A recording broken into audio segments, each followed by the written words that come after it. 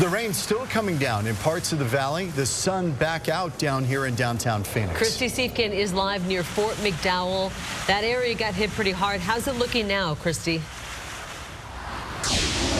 John and Carrie, I have to give you a spectacular start to this report. Check out the rainbow behind us. We're finally seeing a little bit of sunshine out here, and of course, this is the byproduct after we've seen some very heavy storms move through. If you look just a little bit farther to your left in the skies, though, still pretty dark out there, a lot of cloud cover. And I'll tell you, as we were headed out today, it was absolutely pouring. About an hour ago, we were near the Kierland shopping area. A little bit of light rain there. We headed down the 101 towards Shea, and that's really when we started to see things cooking. Very heavy rain. The far right-hand lanes, in fact, of Shea Boulevard started to flood very quickly as the rain started to come down very hard. And as we got toward Fountain Hills area, out toward McDowell Casino, well, that's where McDowell Mountain, excuse me, that's where we really start to see some very, very heavy rain. I was taking a look at the rainfall totals from flood control just a few minutes ago. Fountain Hills, in just the past half hour, getting close to 3/10 of an inch of rain in some locations. At Shea, around 124th, about a quarter of an inch of rain in just an hour. Temperatures here also, they feel fantastic. While it's a little bit muggy, temperatures have dropped into the 70s, if you can believe it. So a great way to start the first day of fall. Looks like we've got a little bit of a break now, but I know there were certainly other pockets of the valley that saw a lot of rain just like we did. Back to you guys. All right, thank you, Christy. So let's take a look.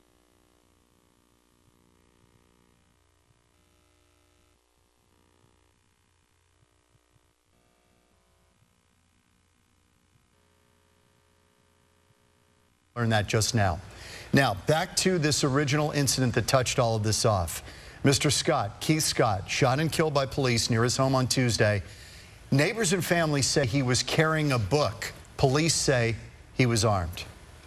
Many demonstrators clashing with police in riot gear, others causing thousands of dollars in property damage to uptown businesses in Charlotte. And as a result, North Carolina's Governor Pat McCrory, he declared a state of emergency, deploying the National Guard to try to keep the peace. The city's police chief is also now asking the public to remain peaceful. I believe what happened is people were violating the law. They were in huge numbers, and it's something that we can't anticipate. The National Guard's role will be to protect businesses from additional looting. You can watch continuing coverage from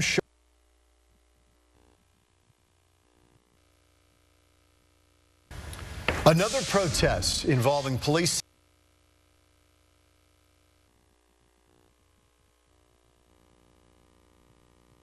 That's right, guys. We are outside of this church here in Mesa. Lots of people eagerly awaiting Governor Mike Pence. We are just about 6 weeks away from Election Day, so these last few rallies really count. Now, supporters I spoke to say that they're very interested to hear what the governor will say about the current situations and unrest in Tulsa and Charlotte, also adding that national security is of top priority. I spoke to a few who tell me that it's Pence's record in Washington and Indiana that bring them out here. Of course, with support for Pence and Trump, we also saw some opposition towards Hillary and Kane. It's a scary place that we're living in my opinion. I feel as a first-generation American, the country that we came to is about to get lost to lots of forces. So, yeah, I have to be here. I was moved to wear this shirt because I really, truly believe this woman is corrupt and justice has not been.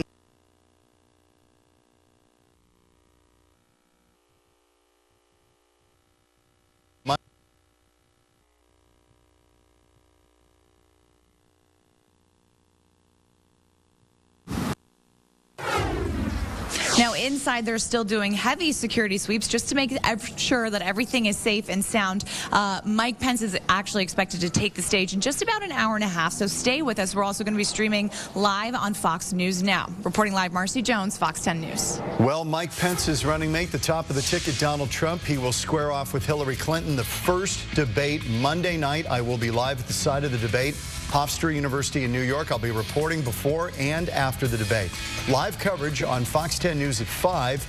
Then catch the debate at 6. Watch it right here on Fox 10. And then immediately after the debate, full coverage, live coverage.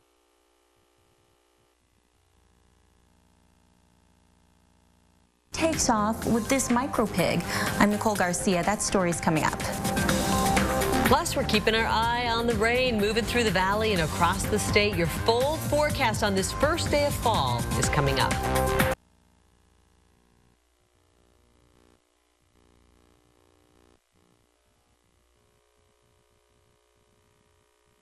Home, and along with the electronics, they went after a pet pig. The piglet was able to get away, however. Yeah, you go after the stuff, that's one thing. You go after the pig, now you've gone to a whole new level. This incident was all caught on camera, and now the owner is hoping that someone out there can help put a would-be pig napper behind bars. Fox 10's Nicole Garcia on the story tonight.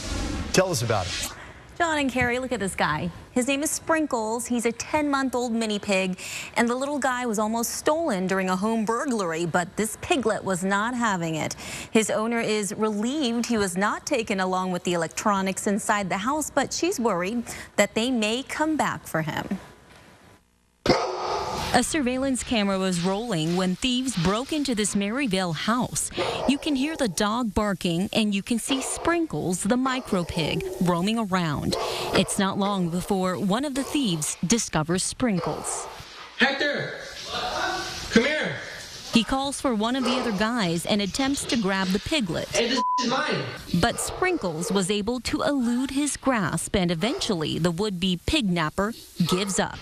He's pretty fast, so he got away, and I'm just giving him extra love now that he's here. Sprinkles' owner says before she left for a doctor appointment, she turned on a surveillance camera, which she uses to keep an eye on Sprinkles. Just minutes after she left, the video shows the thieves inside the home. They took a lot of stuff, but it's all replaceable. She says they made off with a 60-inch TV, video game consoles, and several drones, among other things.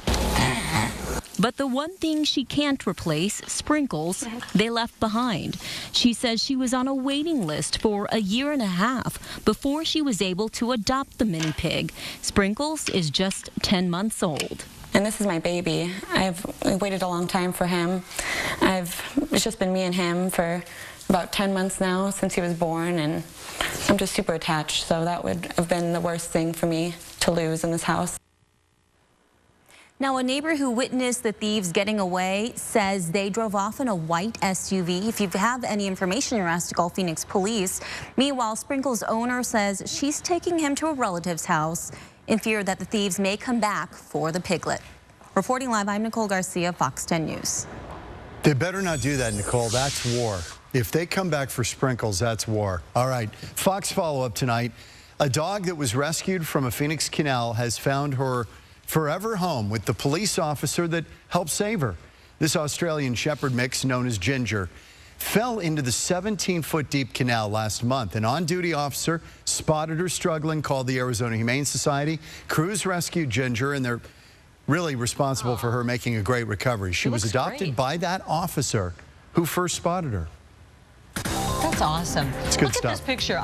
Can you believe just a couple of hours ago we were dealing with hardcore heavy rain showers and thunderstorms, and now it's moved through. I think you're going to love the forecast coming up on this first day of fall. It's coming your way next.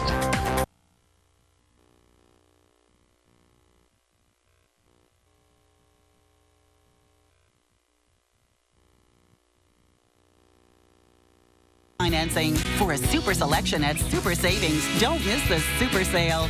Lazy Boy Furniture Galleries. Live life comfortably. Ann Kirkpatrick still has the pair of boots she bought while growing up in the White Mountains. These boots remind Ann of her Arizona values.